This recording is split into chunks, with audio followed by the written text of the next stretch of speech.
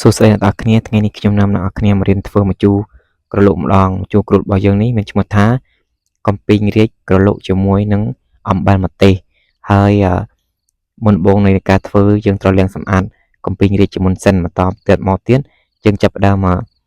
ចិតសម្បកវាអ្នកនរគ្នាចិតឲ្យរាងក្រាស់ឲ្យអស់សម្បកបន្តិចមកកុំឲ្យវាខ្ចត់ហើយ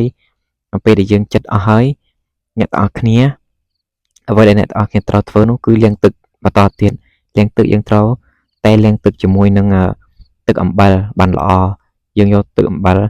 យើងយកទឹកបានយើងយកដាក់អំបិលមកចប់មកឬក៏មកស្លាបព្រាបាយមកដាក់ក្នុងទឹកកូរវាឲ្យសព្វហើយយកមកលាងមកត្រាំវាដើម្បីកុំឲ្យសាច់វានេះរឹងពេកបើអ្នកនរគ្នាអត់ចង់ឲ្យសាច់វាខ្មៅអ្នកនរគ្នាដាក់ត្រាំនឹងទឹកហើយច្បាច់ក្រូចឆ្មាពី3ចំណិតមកដើម្បីកុំឲ្យសាច់វាខ្មៅប៉ុន្តែបើអ្នកនរគ្នាអត់ចង់ឲ្យវាសាច់វាសទេអ្នកនរគ្នាគ្រាន់តែលាងទឹកអំបិលទៅបានហើយតែសំខាន់អ្នកនរគ្នាត្រូវតែចិតសម្បកវាឲ្យនឹងលក្ខណៈថាកុំទុវា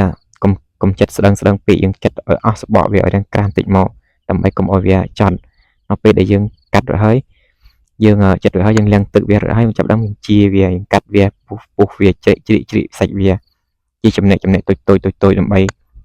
ហើយយើងយកទៅកលុកជាមួយនឹងអំបិលម្ទេសយើងទៅវាចូលសពបានល្អចូលចិត្តវាសពសាច់បានល្អហើយណាមួយឆ្ងាញ់ទៀត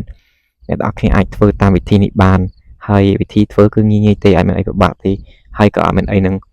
លាក់បាំងដែរអ្នកខ្លះក៏អាចចេះហើយអ្នកនរគ្នាគឺអ្វីដែលជាពិសេសនោះគឺយើងត្រូវតែ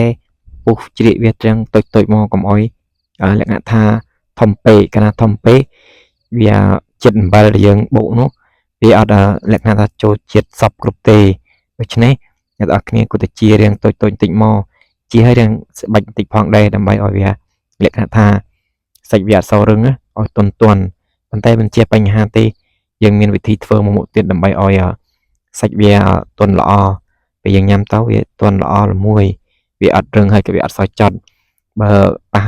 កំពីងរាជជូរទៀតទៅឆ្ងាញ់បើផ្អែមអត់សូវឆ្ងាញ់ទេលក្ខណៈថាបើយើងជូរខ្លាំងយើងធ្វើទៅដឹងតែឆ្ងាញ់ម្ដងអ្នកនរគ្នាអាចធ្វើសាកល្បងវិធីខ្ញុំបាន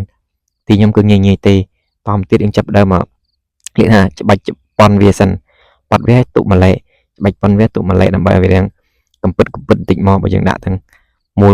ឆ្កយវាអត់មើលទៅវាអត់សូវចូលចិត្តដែរពេលយើងកលុកហើយសំខាន់នោះអ្នកនរគ្នាយកមកដាក់ជ្រុញជាឲ្យប៉ុនវាបន្តិចមកដើម្បីឲ្យបែកស្ញែសាច់យើងចិត្តស្ដឹងនោះដើម្បីពេលយើងយកទៅកលុកទៅឆ្ងាញ់តាមទៀតយើងចាប់ដើមដាក់ចានដេកធំល្មមមកហើយយើងចាក់ស្ករចូលអ្វីដែលពិសេសគឺស្ករតែម្ដងស្ករយើងបើកំពីងរាជវារាងផ្អែមហើយកំសត់ដាក់ច្រើនពេកបើថាកំពីងរាជរាងជូរយើងគួរតែប្រើស្ករច្រើនមកពី3ស្លាបព្រា4ស្លាបព្រាក៏បានដែរតាមបរិមាណរបស់កំពីងរាជតិចឬច្រើនហើយអ្នកនរគ្នាត្រូវកូរបែបនេះកូរវាកំសត់កូរខ្លាំងពេកកូរវាឲ្យធ្វើម៉េចឲ្យស្ករវាចូលជាតិហើយយើងចាំយើងឆុំអ្វីដែលពិសេសនោះនៅពេលយើងប្រឡាក់ស្ករជាមួយនឹងកំពីងរាជមុនអំបិលម្ទេសវាធ្វើឲ្យសាច់កំពីងរាជទន់ហើយវាអត់សូវរឹងហើយទន់ល្អហើយចូលជាតិផ្អែមឆ្ងាញ់ម្ដងហើយពិសេសហើយវាអត់លក្ខណៈថារឹងវាយើងញ៉ាំទៅវាលក្ខណៈថាកំពីងរាជទៅផ្សេងទៅអំបិលម្ទេសក៏ហឹលទៅផ្សេងទៅវាអត់ចូលជាតិគ្នាបានល្អតែបើយើងធ្វើបែបនេះគឺឆ្ងាញ់តែម្ដងគឺវាចូលជាតិបានល្អហើយវាទន់សាច់វាអត់រឹងកំព្រឹសយើងខាំទៅវាអត់ពិបាកយើងដែរយើងទន់មើលឆ្ងាញ់អ្នកនរគ្នាអាចសាកល្បងធ្វើបានហើយអ្វីដែលពិសេសសំខាន់ដែលខ្ញុំប្រាប់នោះបើអ្នកនរគ្នាចង់ឲ្យកំពីងរាជសត្រូវតែដាក់ទឹកក្រូចឆ្មាត្រាំហើយ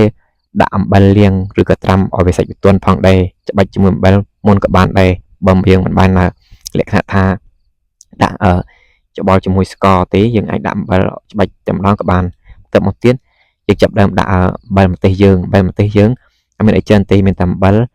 ស្ករប៊ីចេងហើយម្ទេសហើយមានហាយប៊ីដាក់ហាយប៊ីបន្តិចមកឲ្យវាឈ្ងុយតែកុំប្រើអំបិលសច្រើនពេកគួរតែប្រើខ្នុរឲ្យរាងច្រើនតិចមកដើម្បីបុកទៅឆ្ងាញ់តាមទៀតយើងចាប់ដើមច្របល់លាយគ្នានៅពេលច្របល់លាយគ្នាអ្នកទាំងអស់គ្នាត្រូវតែច្បាច់វាថ្នមកុំឲ្យខ្លាំងពេកធ្វើម៉េចច្បល់ចុះលើឡើងក្រោមដើម្បីឲ្យចូលជាតិសពគ្រប់កន្លែងហើយអ្នកទាំងអស់គ្នាអាចទទួលទានញ៉ាំបានហើយពិសេសអ្នកទាំងអស់គ្នាសូមទុកវា1ម៉ោង2ម៉ោងសិនដើម្បីចូលជាតិបានល្អហើយផ្លាស្ទិកឬតែត្រជាក់ឆ្ងាញ់ស្រួយឥឡូវនេះយើងអាចញ៉ាំបានហើយវីដេអូខ្ញុំក៏មានតែប៉ុណ្ណេះផងដែរសូមអរគុណច្រើន